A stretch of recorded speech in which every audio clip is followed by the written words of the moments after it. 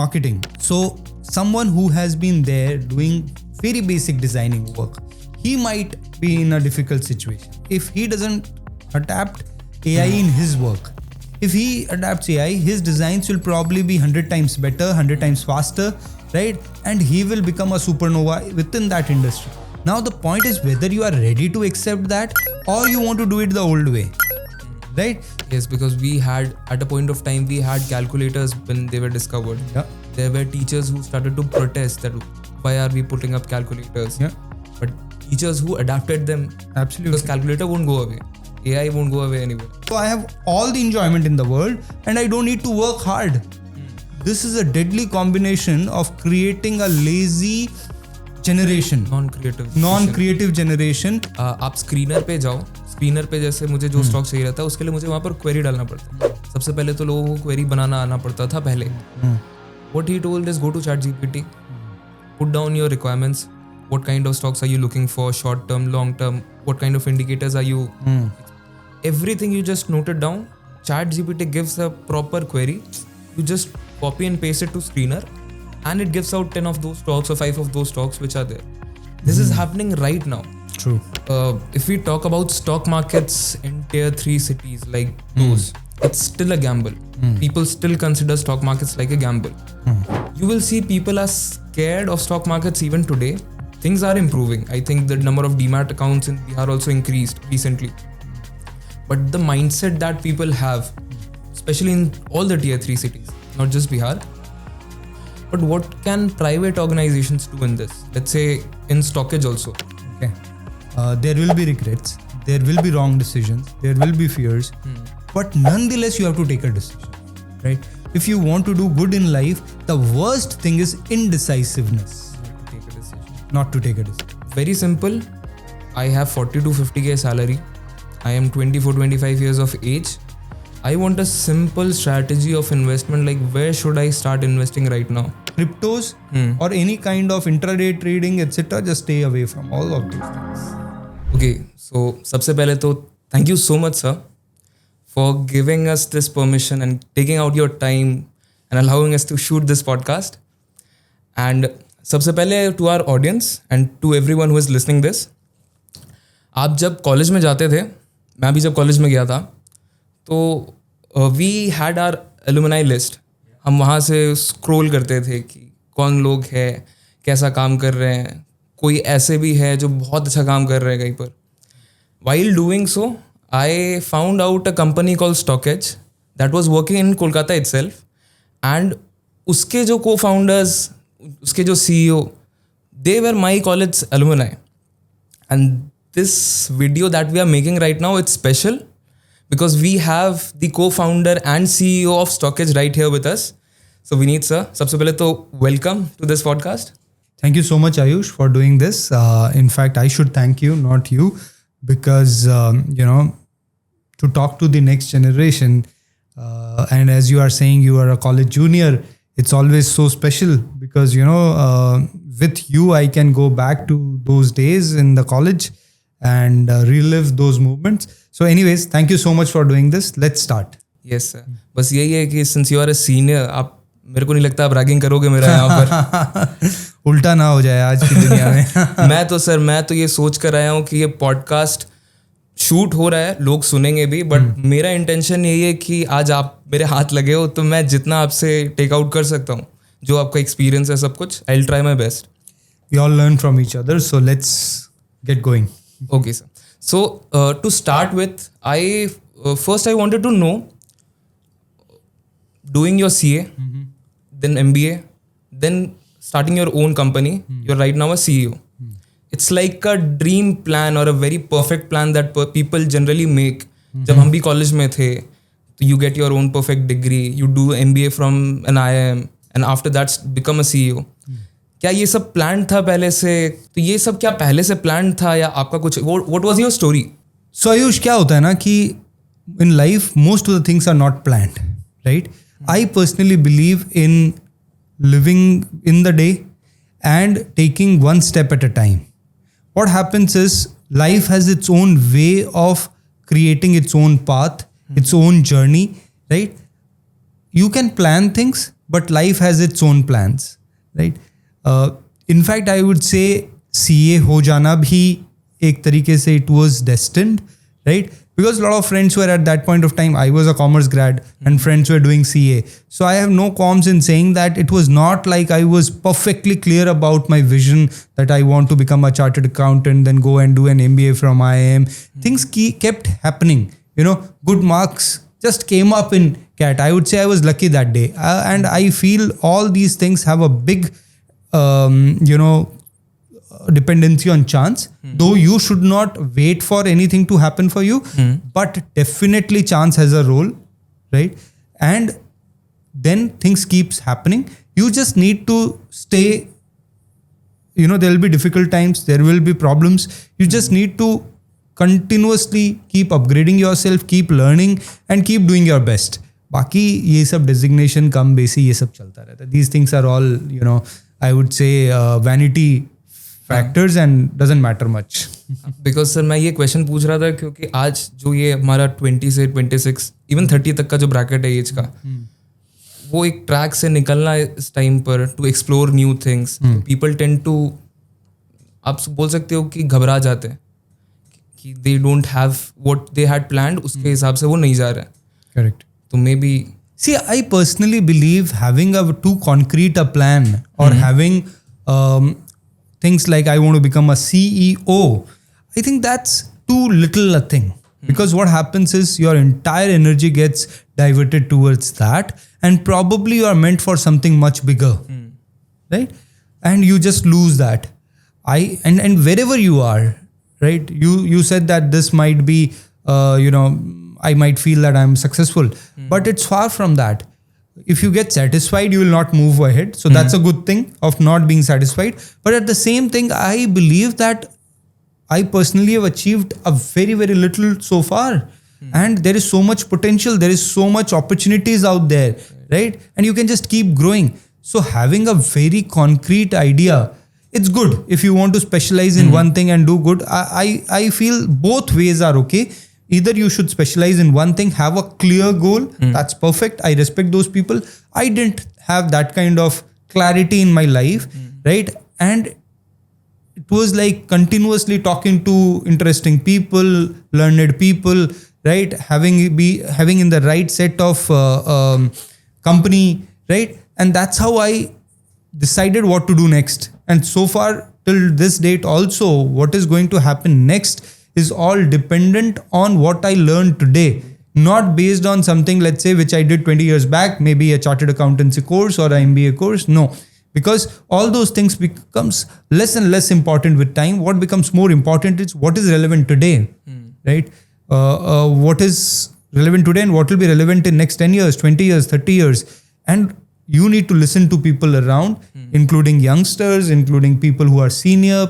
So it's part of the game, I would say. So maybe not having clarity is also good sometimes.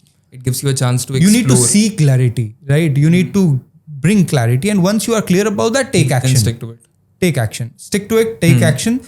Don't be fickle-minded in action, right? You might have a lot of confusion before you start taking action. And you should be very fast in arriving at a decision. Once you have arrived at a decision, right? Don't be fickle-minded. Until and unless you have a clear data which says that you are going wrong in your execution, or probably you are climbing a wrong wall, right? You should stick to it and you should do it with all sincerity and without being fickle-minded. Then how did stock markets, how did it come in your life? See, when I was, when I was a student, a chartered accountant student, I realized that even CA students and BCom students who have commerce as their subject, they understand a very little about financial markets. And financial markets is restricted to a set of elite people and they are making money out of it. This was back in 2008, 9, 10, 11, 12, those times, right? I had this thing in mind that we need to simplify the world of financial markets and we need to democratize it so that everyone has access to it. Different people approached it from different ways. Some people approached it from the way of providing discount broking, right? Good tech solutions for people to onboard them to the platforms, we thought that the most important piece is people need to be aware of the concepts of finance. They need to be less scared of the complexities of nitty-gritties of financial markets, and they need certain amount of handholding there. That's why we started with the learning piece called ElearnMarkets. That is back in 2014. Vivek also had similar thought process. In fact, we started Credent Academy, which is classroom-based training for financial markets first. But then we realized to expand, to reach out to a larger audience, we need to go online. And I had some experience because of my first venture directly out of my college, which was FireUp, an online CAT preparation portal back in 2008. So I had some exposure there. I worked on it for a couple of years. I think it was too early to monetize that kind of platform, though it had a very good traction in terms of users coming to the platform. But monetizing it was becoming difficult. So I worked on it for a couple of years. So I had that experience. And when I met Vivek, who is a college senior, like, you are meeting me today. So I met Vivek and we had a good connect, and we decided to work together. So Vivek had this thought process that Credent Academy, which is classroom-based training of financial markets, we worked on it for a couple of years, then started ElearnMarkets to spread it to the entire country. We again realized that there are experts on various aspects of financial market, and we need to democratize their access to people. And that's where we started the webinar series and the courses from multiple experts across the country. And that's where the entire journey started. Then we realized that people need access to a good tool, which is pocket friendly also, and which can get inside your pocket, means on app. And that's where we started StockEdge. So that's how the journey started, and it went on. Let's say if you wake up as a 24 or 25-year-old right now, and you have all the knowledge that you have today, and you have all the opportunities that a 24 or 25-year-old now has. So will you stick to the same industry, or will you do something else, maybe a content creator, or I don't know? See, this question can be answered from various angles. Okay, one is which industry I'll choose. Right. That point of time, I thought financial markets, democratizing it, reaching it to people, making it simpler was a need, real need, and very, very few people were doing it. Now with this entire tsunami of influencers and everyone teaching financial markets, I think that need is to a large extent saturated, right? So probably the industry or the starting point within financial markets would have been very different. Now, let's say if we are standing today, we're at a juncture where there is a revolution happening in AI, right? And let's say if I stick to financial markets, which is because of my educational background, because of the problem I face that, even being a chartered accountancy student, understanding of financial markets was limited because of lack of practical exposure. That problem is still there. And I feel we still need to solve it. But now we have AI. So probably an intersection of AI and financial markets is something which we need to work on. So it would have been that today, right? This is one angle, that which industry to start with, how to start, with whom to start, where to start. All these things would have been different if I would have better understanding, because there were a lot of learnings during this process. But AI is something that you would have focused on. AI is definitely something I have focused. Because I personally feel AI, just like internet was revolutionary. Things changed after that. The entrepreneurs, the startup founders, they used internet as a base, as a infrastructure, and they built platforms on top of that, right? That was 2000, and post that in India that happened, right? Similarly, when mobile came and mobile app became popular, suddenly everyone was building on mobile apps. So that was another platform which came, and a lot of mobile apps got built, right? And there were mobile only kind of platforms which came up. So that was another platform. But a much larger platform now is the AI piece, because it's building the basic infrastructure on top of which a lot of enterprises will be built. A lot of new applications of AI will be used to make lives better, to make various segments better, whether it's health, whether it's finance, whatever we do in our day-to-day life, there's a lot of scope, which AI will, people like you, me, we have to work towards finding use cases and making it available to the common mass, again democratizing it, improving general person's life, so to say. And maybe losing jobs also. Like I recently had a word with a performance marketing agency founder. He told me like all the Google ads and every ad that all the campaigns that they used to run, earlier they had a team of 25 people doing that. Recently they have automated all their processes and the team left is of 6 people. This brings, recently we saw the Ghibli trend. The founder of Ghibli Studios also commented on it, and we had graphic designers all around protesting against it. So See, I personally feel, the world has been improving in terms of efficiency, let's say with internet, with different kind of technologies, with better infrastructure, roads, cars. Technology is everywhere, right? And technology has been improving. But has that reduced the number of jobs? Not yet. There was industrial revolution.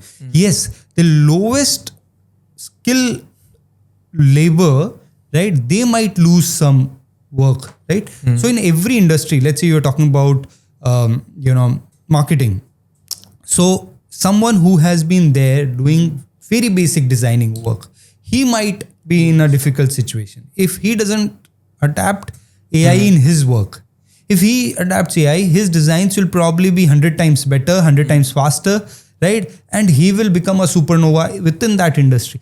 Now the point is whether you are ready to accept that or you want to do it the old way, right? If you say that you are riding a ghoda gadi, a horse cart, and you want to compete with a Merc, right? Or even a Maruti car, will you be able to do it? The speed, the efficiency? No, right?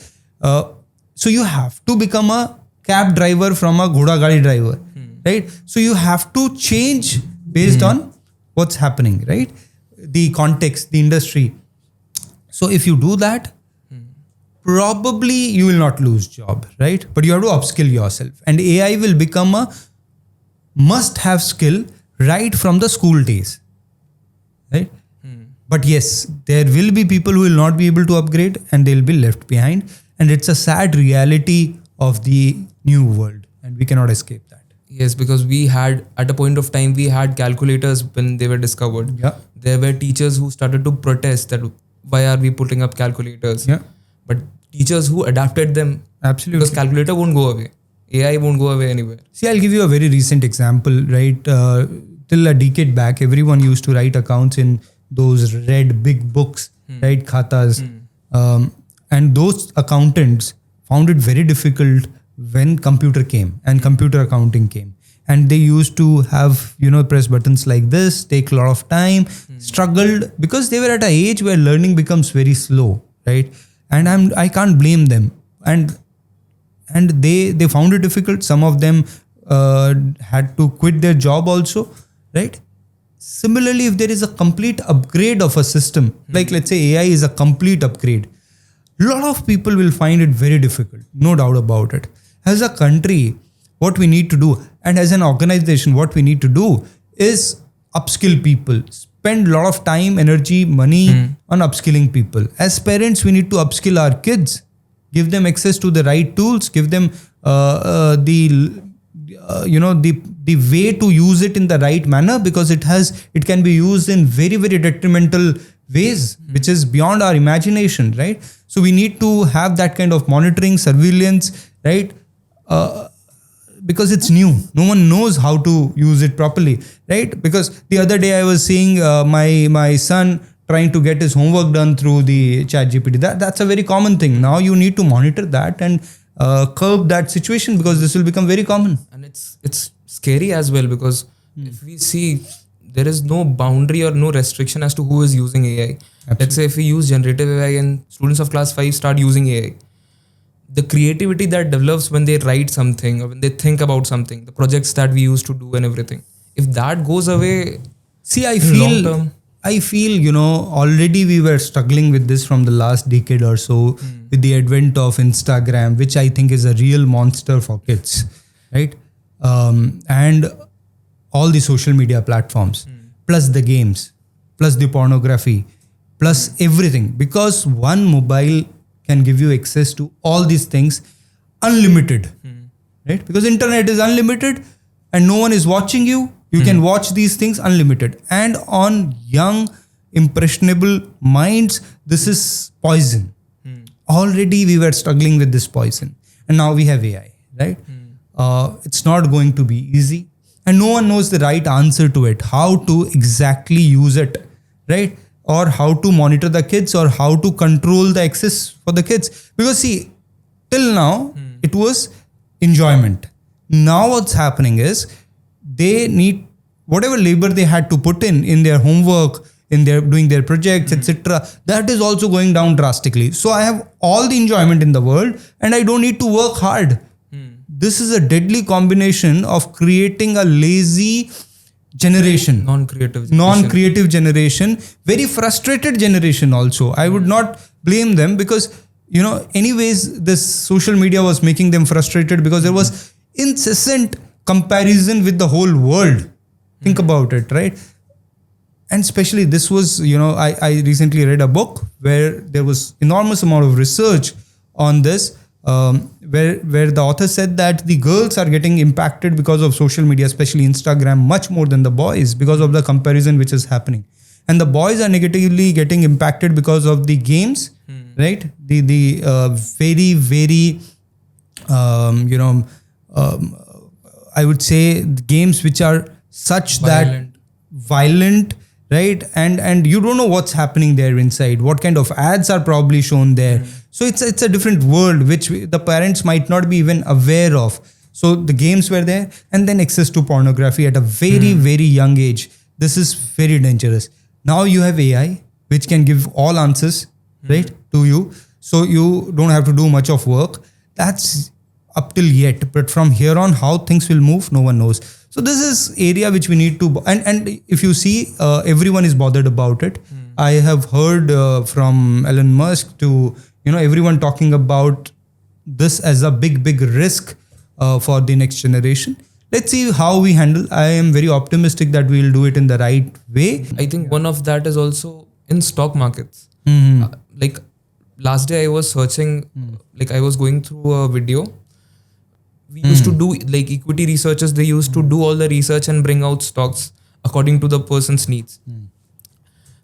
What he told is, आप screener पे जाओ. Screener पे जैसे मुझे जो stock चाहिए रहता है उसके लिए मुझे वहाँ पर क्वेरी डालना पड़ता है. सबसे पहले तो लोगों को क्वेरी बनाना आना पड़ता था पहले.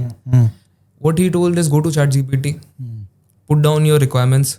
What kind of stocks are you looking for? Short term, long term. What kind of indicators are you? Everything you just noted down. ChatGPT gives a proper query. You just copy and paste it to screener, and it gives out 10 of those stocks or 5 of those stocks which are there. This is happening right now. True. 10 years down the line. See, Ayush, what I personally feel is everything should be made as simple as possible, but not simpler. Which means you can simplify things to a certain extent. You cannot simplify further beyond that. Otherwise, it will lose its essence. And that's what is happening. See, any kind of generative AI, or for that matter, agentic AI, it's there to make things better for you, simpler for you, and make it more efficient for you. But if you try and make things which are complicated, like let's say, operating on a human being, or even giving you suggestions on medicines. If I ask ChatGPT, it will give me some suggestions. But should I go ahead and use it? I don't think so, right? Same thing might be true for financial advice, right? Because there are more nitty-gritties to it, and personal finance is more personal, as I always say. And understanding you as a person, when I'm sitting and talking to you, I understand you, I empathize with you in a different way than what ChatGPT can do. Probably it will achieve that kind of efficiency maybe in future. But at this point of time, I personally feel people should be very, very cautious on taking advice on things like health, finances, etc. from ChatGPT. There has to be layers built on that. There has to be caution built on that. Top of that, and it should be legal. It should be ethical, right? Those layers are not yet built out there, right? So we are far from that place right now. We are, we have to do a lot of work on that. Do you think stock markets will get like completely automated? Like algo trading is happening right now. 10 years down the line, See, there are theories which says that human beings will have minimum work to do, and there will be something called universal income, right? Everyone will have certain amount of income.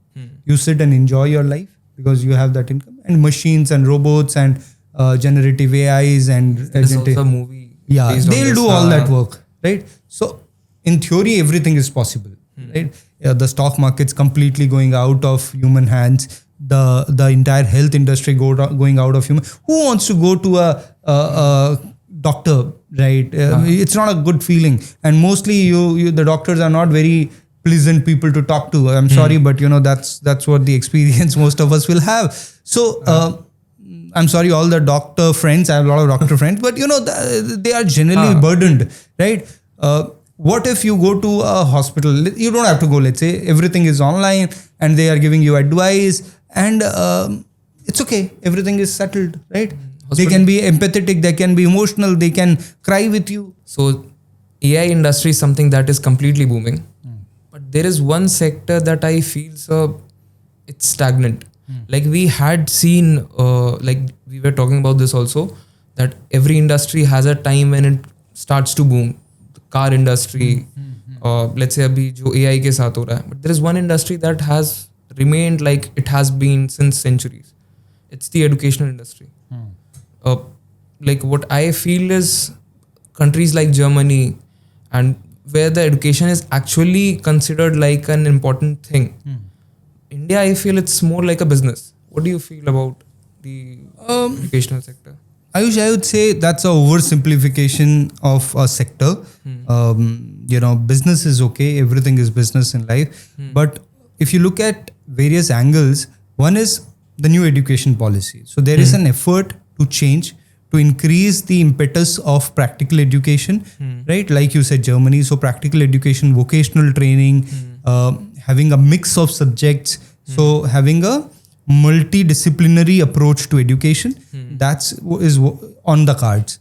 So far, I would agree to one thing, that the impact or the kind of impetus which was there on primary education was far lesser than the higher education. See, India created world-class institutions like IITs, IIMs, AIMs, right, in higher education. And these are all government institutions, right? And they are world-class. On the contrary, if you look at government schools, which are primary education institutes by government, they are at, in terms of quality, they are very, very low in terms of the student who are passing out from there, the teachers who are appointed there, the entire pedagogy which is used over there. It's substandard, right? From any and people don't want to send their kids, especially if they can afford a private education, right? This has to change, and this can change from a state level, from a district level, from a village level, right? One school at a time, probably. This needs to change. If the primary education, which is where the base building is happening, if this becomes very strong, and this has practical education embedded in it, this has vocational training embedded in it, and the respect for vocational training increases, because right now no one respects ITIs, which is the place where vocational training happens. It has to become part of your school curriculum. Right, I should know to do basic carpentry, basic electrician work, etc. And I should not feel ashamed of doing that. It's not a menial job, right? Ultimately, because if you have to create large-scale employment, you have to give vocational training at school level. And financial education should be also part of that. AI should also be part of that. And those things are made part of in the new education policy. So I feel there are steps in the right direction, and we'll see changes from here. Like I gave that statement because like there is a data which says that only 12% of the graduate students that come out from Indian colleges, they are employable or they have a skill, compared to US, which has almost 65 to 66% of those graduates. What I feel is like we gave an example of Germany. Like till the primary education, they try to find out, our students, they have this kind of skill. Let's say he's more creative, he's good with numbers, he's a good singer. Till primary education, they do that, maybe class 5 or 6. And after that, they start to nurture those students on the basis of that. So let's say if we can take example of Mahabharata also. In our Gurukuls, someone who was good in archery, like Arjun, he must have been tested with all those weapons and everything. But once the guru found out ki, okay, he's good in archery, he went on to make him the best archer in the world. Absolutely. And I feel, the kids are struggling because there is no right direction which he gets from his teachers, from his parents, etc. And most of these students have to find out on their own what is the thing which they are good at, right?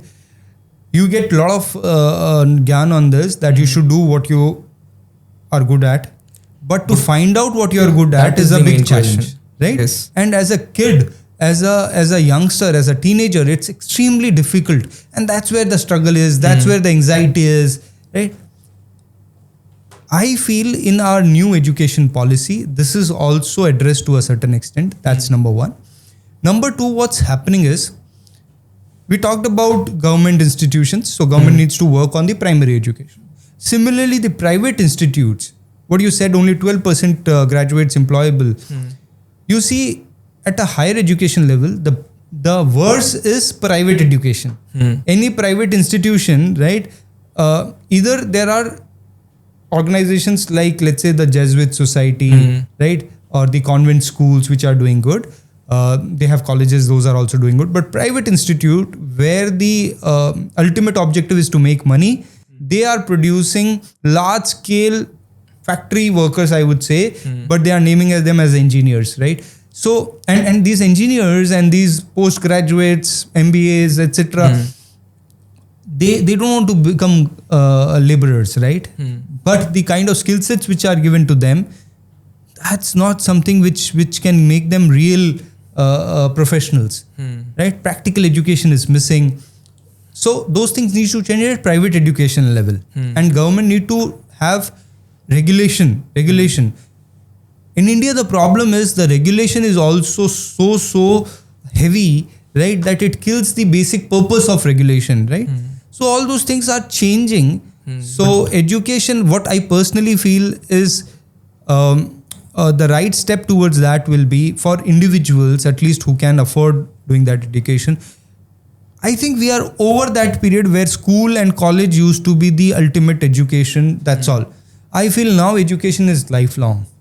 Even if you are a simple graduate, you can learn things which a PhD might not know in the same field, because you have the entire knowledge base available. So you should encourage the next generation to learn continuously and not get restricted. Now the entire, I would say, hundreds of courses from Harvard, Oxford, and all the everything is available on platforms like Coursera, edX, etc. So the whole world is open in front of you. You have to take certain steps. Until the time you improve yourself, everything else will, is immaterial. Since all we are talking about educational system, I don't think we should ignore states like Bihar. I had a question regarding that also. I come from Bihar. I come from a city called Bhagalpur. If we talk about stock markets in tier 3 cities like those, it's still a gamble. People still consider stock markets like a gamble. Whoever I talk to, maybe my uncles, or if you go throughout any sessions or anything in Bihar, you will see people are scared of stock markets even today. Things are improving. I think the number of demat accounts in Bihar also increased recently. But the mindset that people have, especially in all the tier 3 cities, not just Bihar, how do, let's say there should be an action by the government, or maybe schools should do this. I completely agree with this. But what can private organizations do in this? Let's say in StockEdge also. See, I personally feel everything has a way of progressing. Okay, if you give them a product like equity, which is risky, and then you have FNO also on top of that, to someone who doesn't have a matching per capita income, right? Because see, certain instruments or certain things should only be given to you when you have that kind of risk bearing capability, right? If I tell you to do markets tomorrow, you will probably jump into FNO also. Right? So if you look at the demography of Bihar, or for that matter, the entire East India, the growth is bound to be slower here, or the penetration of financial markets is bound to be slower because of the lower per capita income compared to, let's say, west of the country, right? And West has always have had the equity culture. So one is about the per capita income, the other is about the equity culture. So, culturally, this part of the country is not very equity loving kind of thing, because it's again about, I would say, how much risk they are willing to take. So there are certain cultures which are not willing to take risk in entrepreneurship, doing new businesses, or for that matter, getting into something as risky as financial markets. So, things will take its own time. We have had a very good increase in demat accounts, in folios of mutual funds over the last couple of years, 3-4 years. So I think we are moving in the right direction, and too much of work on that can actually be counterproductive, right? If we go very aggressive and bring in people in financial markets, it may get counterproductive. What I personally feel is mutual fund is a safer, better, more tax efficient route of getting into financial markets. At least better than FD, better than FD from that perspective, higher return, and I say better than direct equity participation for people who are new to it, so that the risk is minimized. It's more tax efficient, it's more versatile. So that's where people should enter, right? Maybe start with a 500 rupees, 1000 rupees, 2000 rupees SIP, and then probably progress from there. That's the approach I would suggest anyone who is new, who has not yet got into markets. That's where they should start rather than direct equity. And I think things will start to change. They are changing also. I have seen my friends who have become influencers in Bihar only. Their startups are there in Bihar. Absolutely. I think things are changing. And regarding that, if we talk about entrepreneurship, you are an example. You have lots of experience. If I ask you what is entrepreneurship in a very simple layman language, like to a 5-year-old, how will you explain who is an entrepreneur? See, it's a difficult question, because if you just want a general definition, it's there out there, you can go and search. But I personally believe anyone who has this strong urge of doing something on his own, creating value for a set of people maybe, right, is an entrepreneur. I also got this question according to me, maybe Doraemon cartoon. Okay. He can be considered That's interesting. In the cartoon, whenever Nobita, the character, had a problem, so Doraemon used to give him a gadget according to his problem. Oh, okay. In a very basic sense. Yes. If he monetizes it and everything. So he's an entrepreneur. Right. So that's true. Yeah, you can call it. See, everyone will have his own definition, and that's how it should be. If it serves your purpose, so just a 3 idiots mein, zips goes up and down and it's a machine. So yes, it's a machine. So yeah. So आपने इसका, like what we say is a leap of faith. When did you take that? Like you were, I think, working in a company before starting your own venture.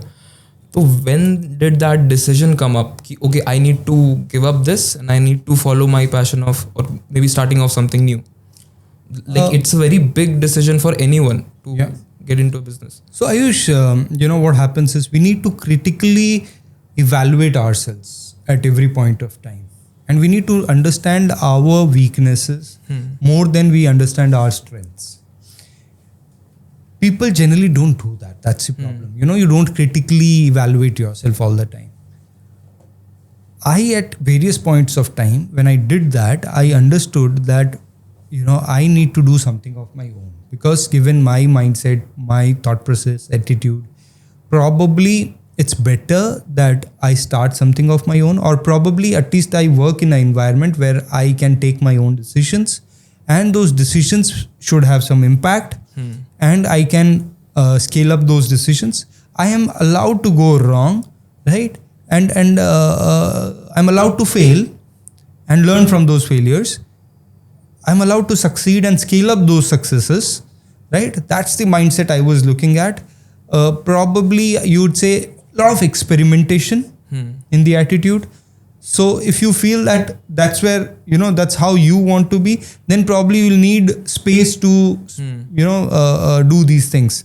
So that's where I decided that I want to do something. That's why 2008, when I passed out from IIM Indore, I had a job with JP Morgan, right? And I didn't go and join that job finally. And I started, It's a very big decision. It was, and there were a lot of times where actually I thought whether I took a right decision or not. But nonetheless, now I feel, retrospectively, I feel it was a good decision, right? Because it was in sync with my attitude, my personality, my thought process. That's the most important thing. You have to be happy at the end of the day by doing what you want to do, and that's how I took the decision. So are you scared of regret? Like everything went well with you, but while decision making, I think it's a major factor that people are scared of regrets. That okay, if I take this step, I might go wrong, and that will haunt me down. I'll give you an anecdote. So there is this ad कि गला सबका सूखता है, डर सबको लगता है. वैसे these things happens with everyone, and if anyone is saying no, in my life there are no regrets, there are no fears, he's just lying. Okay, there will be regrets, there will be wrong decisions, there will be fears, but nonetheless you have to take a decision, right? If you want to do good in life, the worst thing is indecisiveness. Not to take a decision. Right? And this is so common, so very common, that this is the biggest reason which holds people back from their real potential. Do you have a hack for that, or anything that you followed while taking a decision? See, I'll give you an example. Warren Buffett, he made almost all his wealth, 80-90% of his wealth, from 5 right decisions out of the thousands decisions which he has taken over a span of 70-80 years of his career, 60-70 years of his career. So that's where 5 decisions, that's where his money is being made. So the point is, he went wrong more than 50% times, right? Any investor, great investor, went wrong for more than 50, 60, 70% of time. You need to understand it's a game of probability. The life is a game of probability. You tomorrow have a girlfriend, you want to get married. Whether the marriage will work successfully or not, it's ultimately a game of probability. The problem happens when we feel that 100% of our decisions, 100% of our relations, 100% of our investments should go right. That's where the problem happens. Right? If you accept that my decisions can go wrong, my investments can go wrong, you will be okay when they go wrong, right? And you can come out of them. So the hack is just understanding life is a game of probability. You can go wrong all the times. Just don't be harsh on yourself when you go wrong. Absolutely not. Absolutely not. But it's easier said than done. There are times when you feel that you took a bad decision, but ultimately, all said and done, you have to take the next decision just after that, right? You cannot just hold that. So yeah, make decisions in life. Go ahead and execute fast, so that even if you are doing the wrong thing, you just come out of it faster, right? And evaluate. Talk to people. Right? But take your own decision, because different people will have different thought processes. Different opinions. How it helps is, it gives you perspective of which you were blinded. We have some blind sides. We don't understand. When we are just thinking about it, right? We'll write 4 points about a thing. When we talk to people, you might get a perspective which you have not thought of. So always, while deciding on big things, talk to people, see what's their perspective. Tell them that I'm just trying to understand your brain, right? The decision will ultimately be mine. Don't be sad if I don't take what you are saying, right? I'm just taking your viewpoint, and it's important. I'll give due consideration to that. ये मेरे साथ तो होता है. मतलब when I try to take advice from someone, तो मेरे दिमाग में ये तो आता है. If I don't follow his advice, will you? You be very frank. I have learned doing this, where I tell them that this is an important decision I'm making. I need your help. Ultimately I might not do exactly as you say, but your perspective will give me a better decision making, way to make decision. So please help me with this. So the other person is also prepared, and he'll be probably less biased, because he knows if I become too biased, probably he's not going to do that. So it's always good to be transparent in your communication, I would say. Also wanted to know, क्या हर कोई entrepreneur बन सकता है? मतलब मुझे ऐसा लगता है कि एक फैड चलता है जब हर कोई चाहता है कि मुझे ये बनना है. कभी एक इंजीनियर्स का था, कभी लॉयर्स का था. क्या हर कोई एंटरप्रेन्योर बन सकता है? वो अंदर जो पर्सनालिटी होता है वो है. मतलब I had few data points which से कि 70% of the founders experience burnout when they start their business. Even the divorce rate also increases by 10%. NCRB data reveals that suicide rates have increased in entrepreneurship. So just jumping in and following the fad, is it okay? Or maybe you... See, I personally feel not everyone is curved out for becoming a entrepreneur or for that matter even a businessman. Because see, what happens is the decision making ultimately shifts from someone else to you. As an entrepreneur, you need to make the most difficult decisions. Everyone in your organization will look up to you for difficult decisions. If you are not good at decision making, which is okay, which is, if you're not good at it, you are not good at it, right? You can try and improve it, but again, it will take time. It might not happen given your attitude, personality, etc. So if you personally feel you are slow at decision making, you can't take too much risk, you are very conservative in your approach, probably entrepreneurship is not the right thing to do for you. Because see, there are decisions like downsizing. It's, the burnout, the suicide, which you said, from inside, from outside, you may not show, but from inside, if things like that happens to your organization, when we have to ask people to leave, it's extremely difficult. You understand? So if you feel you cannot do it, you have to understand it might happen in future. And if you cannot do it, then you should not go that path. So yeah. Okay. And I also had a question, which is maybe majority of Indian youngsters can ask this question to you. Very simple. I have 40 to 50k salary. I am 24-25 years of age. I want a simple strategy of investment. Like, where should I start investing right now? Everything. Like, currently people have all the ideas. Mutual funds, options, this, that. If you want to suggest something... let me quickly ask you some questions. Your age is? 25. And you are earning 50,000 rupees per month. Is anyone dependent on you, on this salary? Your household expenses, etc. Are they dependent on this? From my side, no. No. So someone else is earning and your income is completely extra for your family, right? Okay. So the first thing which you should do is go ahead and take a health insurance. Okay. If you don't have a health insurance, right? If your parents, anyone in your family doesn't have a health insurance, go ahead and take that. Second thing is, if you don't have a life insurance yet, go and take a life insurance. At least 200 times of your monthly income. Okay. I would suggest that, a ballpark figure. There are reasons for that. We'll discuss that later.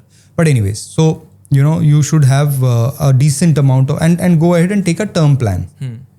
Okay. So you should, in this case, you should ideally have a 1 crore rupees insurance term plan. I think good ones come by around 500-600 per month. Right? So you can take a term plan. Third thing is, you should have an emergency fund. Okay. And I suggest that when from very young age, you should have an emergency fund at least of 6 to 9 months of your expenses. In this case, since you don't have too many expenses lined up, but you still will have something to manage yourself. You're not taking money from your dad or anyone. You are managing now on your own because you have a salary. And let's say you have gadgets to buy, etc. Keeping that, I'm saying 100% of your salary, at least for 6 months. That means 3 lakh rupees in emergency fund, right? This you should keep in things which is completely flexible. You can withdraw tomorrow itself, which can be a liquid fund in mutual funds. Now comes the investment part. I personally feel you should start SIPs. Okay. Right? You should at least at this age where you don't have expenses, too many expenses, out of 50,000, 20,000 rupees should go in multiple type of SIPs with different goals. So your goals can be, let's say, buying a car. Ultimately, rather than taking it on a EMI, don't go that route. Probably start investing 2 years, 3 years, 4 years. You will invest enough to buy a car. If you're investing, let's say, 5,000 rupees for car. Let's say you want to go for your MBA, higher studies, maybe 2 years down the line. So probably leave everything aside. 20,000 entirely goes inside this fund, right? So whatever are your goals, allocate money out of 50,000 as much as possible. 20,000, 25,000. If you don't have too many other expenses, goes there. and then you are left with another 20-25,000, of which you should spend on yourself certain amount of money. Try to upskill yourself. I believe that's also a great investment in yourself, because that can increase your earning capability. This 50,000 can grow because of that, right? So these are some simple steps which you can do. For mutual fund SIPs, since you have a long time horizon, all the SIPs can be in diversified equity funds. You can choose a flexi cap fund, in which the fund manager has the flexibility to choose, And your risk is less. And since you are also ready to invest for long term, 10 years, 15 years, you can choose some small cap and mid cap funds also, which are more riskier, but over a long period of time generates better returns. So you can go with a couple of them. So that kind of mix in your mutual fund SIPs you can do. Anything about options? No, just stay away from that. I would say stay away from that unless that's what you want to make your career in, and you want to learn it properly, full-time career, then yes, it's a great field. But otherwise not as a part-time option trading. Just stay away from it. Okay, because most of the youngsters today are future and option, cryptos, or any kind of intraday trading, etc. Just stay away from all of those things. Perfect. And any of the 3 sectors that you are currently opportunistic about, or maybe looking after? See, at this point of time, in Indian markets, I personally feel you should go bottom up, which means look at opportunities in stocks.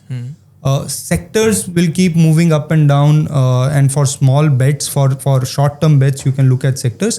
But I would personally say go stock specific, bottom up, and there are opportunities in various sectors, including the traditional ones. I will stay away from all the cyclicals like steel and cement, etc. I personally want to stay away from them. But all the agnostic sectors, which are all weather seasons sectors, I would probably not focus on sector, but focus more on stocks and do stock picking. Have a basket of 10 stocks, and whenever there is a correction, I would like to invest in that. That's my approach of investing. So I would probably go more stock specific, wherein stocks can be from all sectors. Now, definitely there are some sectors which are emerging. Renewable is one of them. Water treatment is one of them.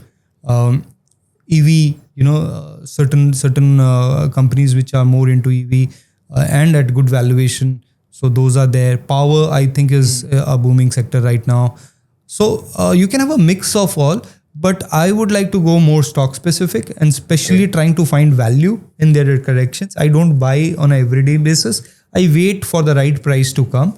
And you get opportunities. The good thing about markets is it gives you opportunities. You should have a list of 10 to 15 stocks which you understand very well, and you are reading them. Even if it is not there in your portfolio, you are waiting for the right time to come, and you jump in at the right point of time when there is a good correction in the markets, or that particular company, maybe because of some negative news, etc., which might not be changing the fundamentals of the company, but just temporarily impacting the price.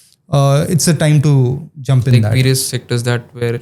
Yes. So I would not say that go and buy defense just because this war happened. Because yes, if you would have defense, it's great. It's a long-term play. In India is becoming a exporter probably in defense. It's a great play, right? But just because this news is there and there will be a run, and you jump into it now when the stock prices are moved up, probably you are trying to ride the momentum. So that's also a great strategy, but that's a different thing altogether. My style is not that. My style is wait for the right price, then get inside it and ride it for a longer time. Okay. So we have some time constraints, so we can end this. I'll just end it with one question, one more question for you. For you, what success is? Is it money? Is it fame? Is it... Let's say there is an influencer called Samay Raina. So he once said that, okay, success is something like whatever I do, I'm doing it for my parents, and वो करना मेरे लिए success है. तो आपके लिए success क्या है? And to the youngsters out there, if you want to say कि success होता क्या है at the end, किसी भी चीज को लेके. See, again, all the definitions in life are, I think, very, very personal, right? And it can keep changing, keep evolving. I personally feel where you feel a sense of purpose and that purpose being achieved, that's success. All right. It has less to do with happiness. It has less to do with being very, very passionate.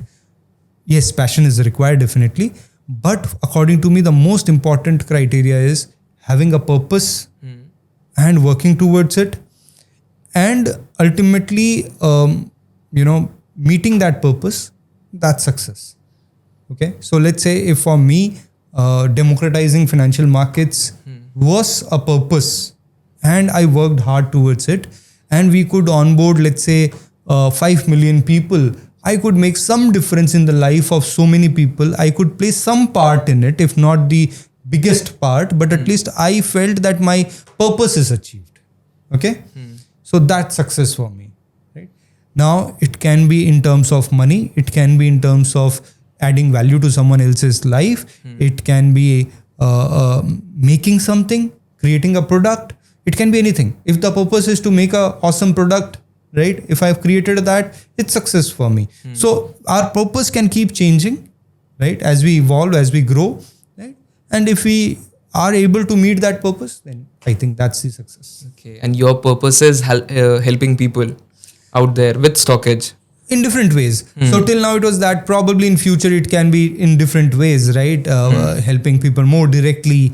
So things keep changing. Yes. I mean, the app is really good. Like I have also personally used it, and I have many friends who use it. So if the CEO of StockEdge wants to say something about the app, or if anything new is coming up. See, there are a lot of features which we keep adding. So ultimately I would request all of you to go and download StockEdge app. It's a freemium app, which means it's free for you. And for a person who's just starting, the free version is good enough, right? When you go to an advanced level, then you require a subscription. So go ahead, use the free version. You can understand there are a lot of places which we internally say these are just like ATM, because if you religiously follow it, do it properly, you will make money out of that. This is not a claim that will definitely make money. Again, it's a game of probability, but the probability increases when you do your homework with StockEdge. Thank you so much. Thank you so much, sir, for being here.